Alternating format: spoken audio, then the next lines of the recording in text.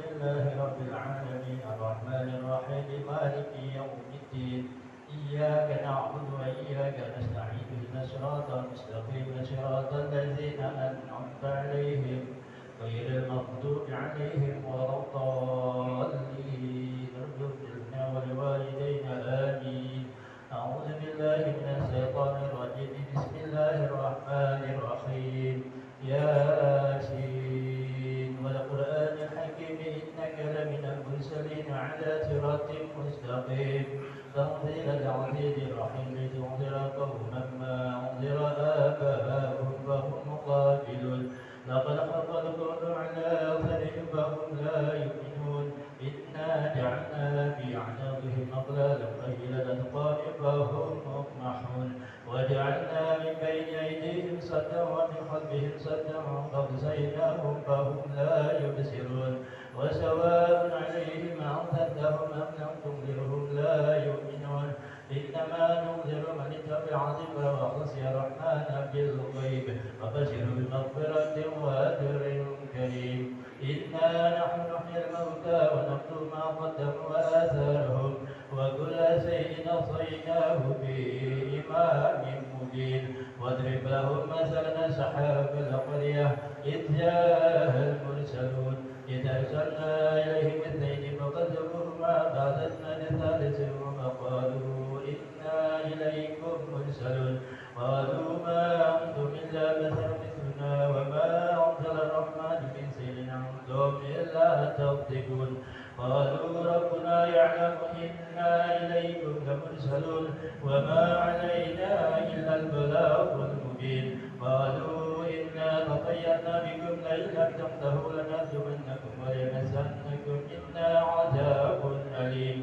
قالوا طائركم معكم إن ذكرتم بل أنتم قوم مسرفون.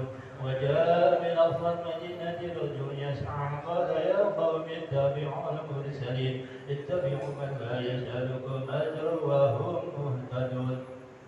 وما لي لا أعبد الذي فطرني وإليه ترجعون أتخذ من دونه آلهة يريد الرحمن بضر لا تغن عني شفاعتهم شيئا ولا ينقذون. إني إذا لفي ضلال مبين. إني آمنت بربكم فاسمعون. قيل ادخل الجنة قال يا ليت قومي يعلمون بما غفر لي ربي وجعلني من المكرمين. وما أنزلنا على قومه من بعده من نور من السماء وما كنا منزلين إن كانت إلا صيحة واحدة فإذا هم خامدون. يا حسرة على العباد ما يأتيهم من رسول إلا كانوا به يستهزئون. ألم يروا كم أهلكنا قبلهم من القرون أنهم إليهم لا يرجعون. وإن كل لما جميع لدينا مختارون. وآية لهم الأرض الميتة أحييناها وأخرجنا منها حبا فمنه يأكلون.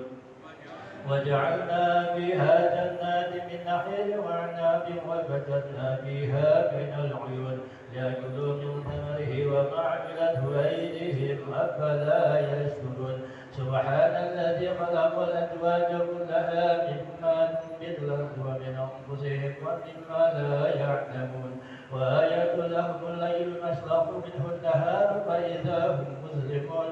والشمس تجري لمستقر لها ذلك التقدير العزيز العليم.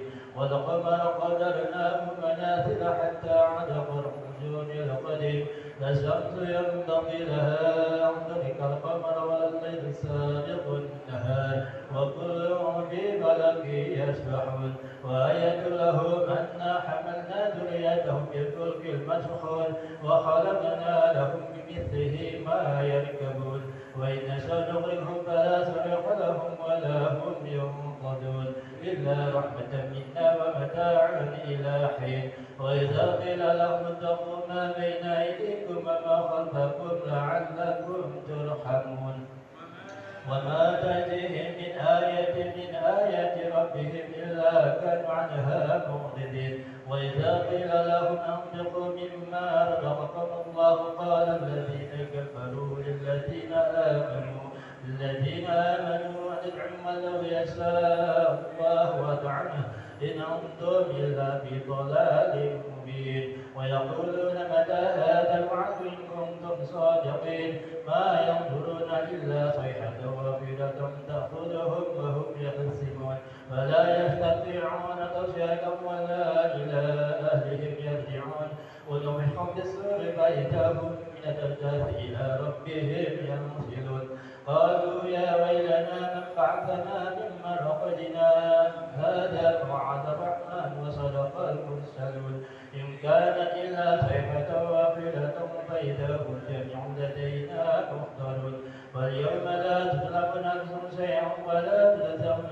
إلا ما كنتم تعملون إن صاحب الجنة اليوم في سرر فاكهون هم وأزواجهم في ظلال على الأرائك متكئون لهم فيها فاكهة ولهم ما يدعون سلام قولا من رب رحيم وامتازوا اليوم أيها المجرمون ألم أعهد إليكم يا بني آدم لا تعبدوا الشيطان إنه لكم عدو مبين وأن اعبدوني هذا صراط مستقيم ولقد أضل منكم سبلا كثيرا أفلم تكونوا تعقلون هذه جهنم التي كنتم توعدون اصلوها اليوم بما كنتم تكفرون اليوم نحتم على أفواههم وتكلمنا أيديهم وتشهد أرجلهم بما كانوا يكسبون ولو نشاء لمسنا على عينهم فاستبقوا الصراط فأنى يبصرون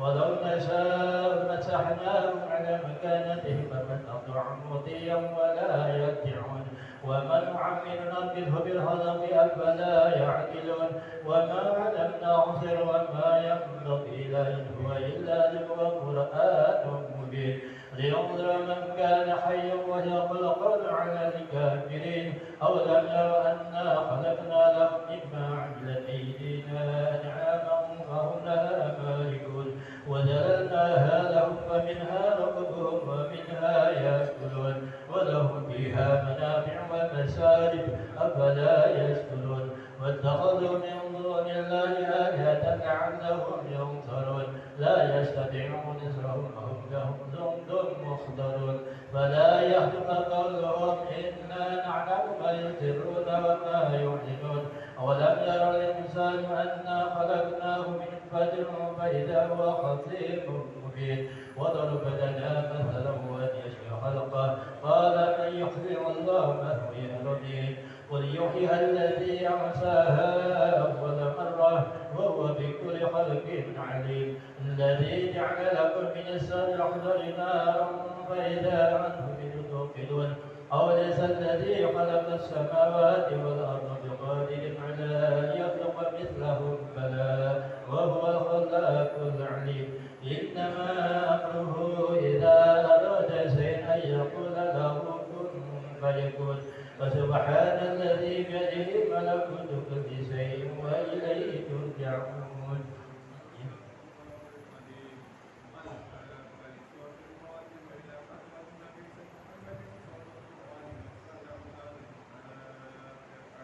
أعوذ بالله من الشيطان الرجيم بسم الله الرحمن الرحيم الحمد لله رب العالمين الرحمن الرحيم مالك يوم الدين إياك نعبد وإياك نستعين اهدنا الصراط المستقيم صراط الذين أنعمت عليهم غير المغضوب عليهم ولا الضالين آمين وإلهكم إله واحد لا إله إلا هو الرحمن الرحيم الله لا إله إلا هو الحي القيوم لا تأخذه سنة ولا